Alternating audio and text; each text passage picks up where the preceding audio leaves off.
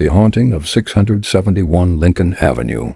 It was a chilly winter evening when 8-year-old Kevin McAllister found himself accidentally left behind by his family during their chaotic Christmas vacation preparations. As the snowflakes gently fell on the quiet streets of Chicago's North Shore, Kevin's excitement grew, relishing the freedom and independence of having the entire house to himself. However, his joy was short-lived. 2 bumbling burglars, Harry and Marv, had been casing the neighborhood, and their eyes were fixed on the McAllisters' residence. As Kevin settled into his newfound solitude, strange noises began to echo through the empty halls. At first he dismissed them as the house creaking, but soon the sounds became more menacing. The booby traps Kevin had set to defend his home began to malfunction, taking on a life of their own. Doors slammed shut, and the sound of footsteps echoed through the corridors, growing louder with each passing moment. Kevin's fear turned to terror as he realized he was not alone in the house. The shadows on the walls seemed to twist and writhe, taking on grotesque forms.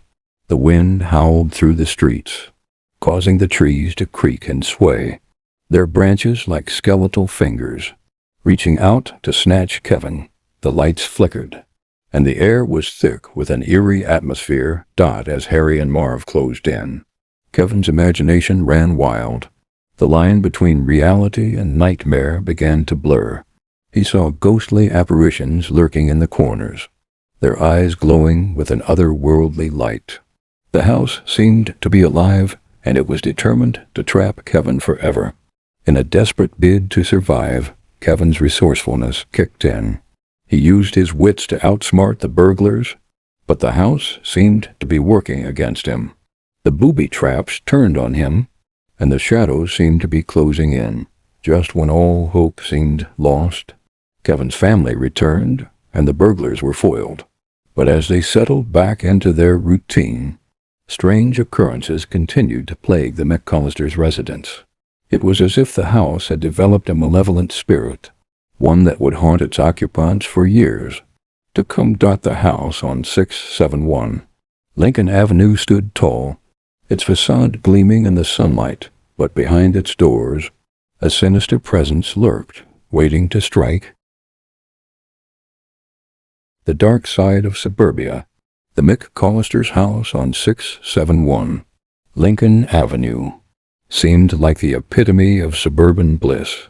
The neatly manicured lawn, the cheerful Christmas decorations, and the warmth of the family's gatherings all contributed to its idyllic facade.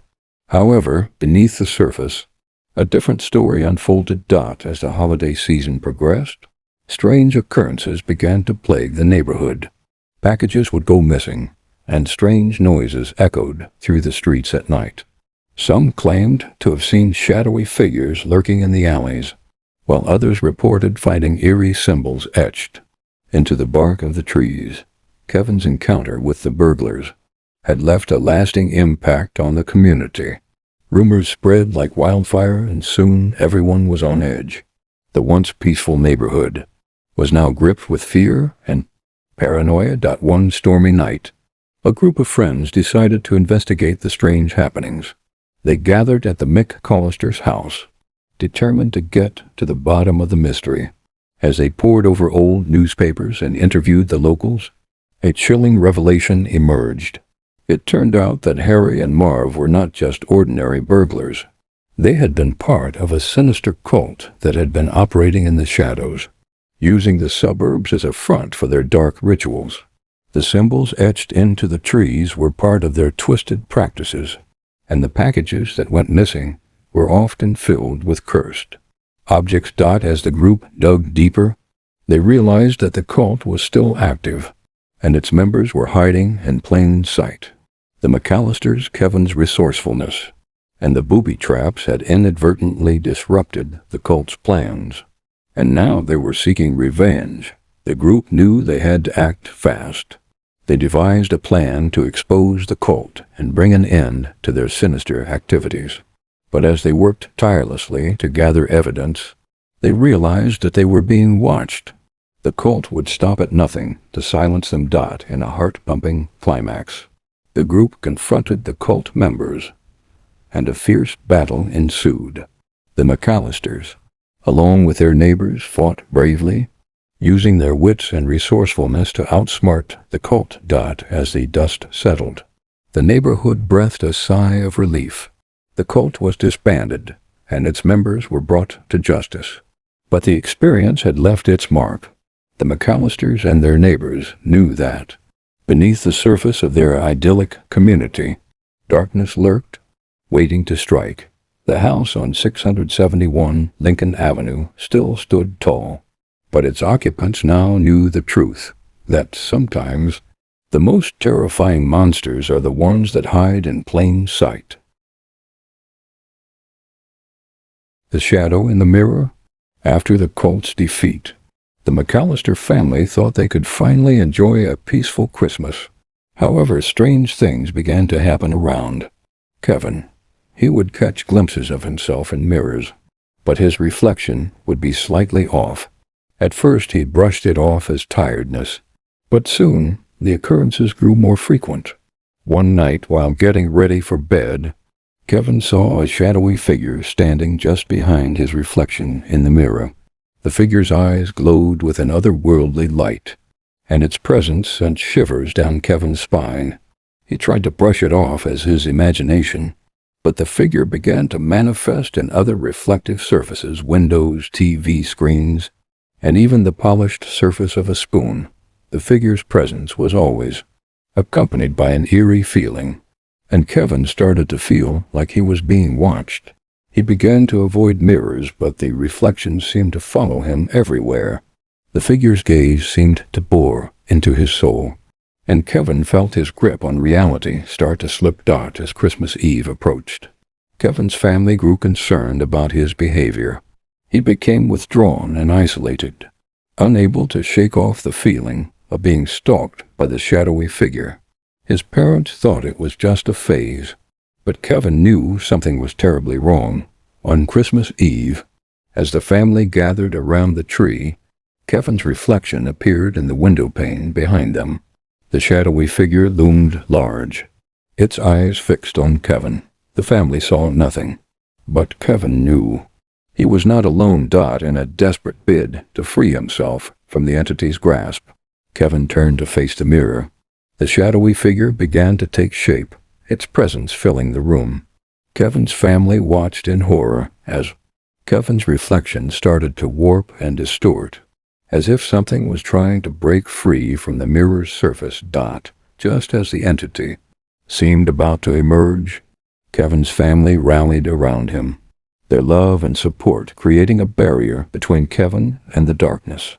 The shadowy figure let out a deafening scream, and the mirror shattered, releasing Kevin from its grasp. As the family hugged each other tightly, they realized that some secrets were better left unspoken.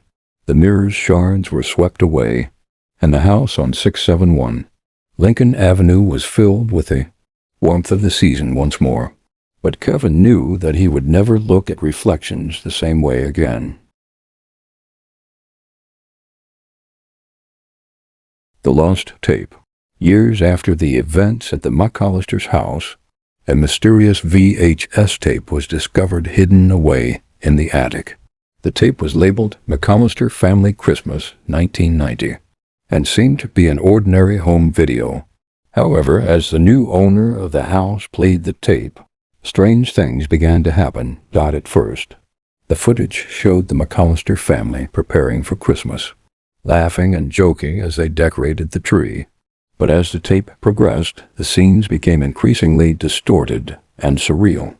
The family's faces were stretched and elongated, their voices echoing in a way that seemed impossible to capture on tape. As the viewer watched in horror, the footage showed Kevin's encounter with the shadowy figure in the mirror. But there was something more, a dark presence lurking just out of frame, manipulating the events unfolding on screen. The tape seemed to be exerting some kind of influence over the viewer, drawing them in with an otherworldly allure. As they watched, they felt themselves becoming part of the footage, trapped in a never-ending loop of Christmas terror. The viewer tried to shut off the tape, but it wouldn't stop playing. The TV screen flickered with images of the McAllister family, their faces twisted in agony as they relived the horrors of that fateful Christmas. The tape seemed to be alive, feeding on the viewer's fear and sanity. As the night wore on, the viewer became convinced that the tape was a portal to a dark dimension, one that threatened to consume them whole. They knew they had to destroy the tape, but as they tried to eject it from the VCR, the machine seemed to be holding it in place. In a desperate bid to break free, the viewer resorted to drastic measures. They smashed the VCR, ripped out the tape, and set it ablaze. As the flames consumed the tape, the TV screen flickered one last time, displaying a message in bold, distorted letters. The Christmas loop continues. The viewer stumbled out of the house, gasping for air, but the darkness lingered. They knew that the tape's malevolent influence would live on, haunting the dreams of those who dared to watch. The lost tape was never seen again, but its legacy lived on. A cautionary tale about the horrors that lurked in the darkest corners of the holiday season.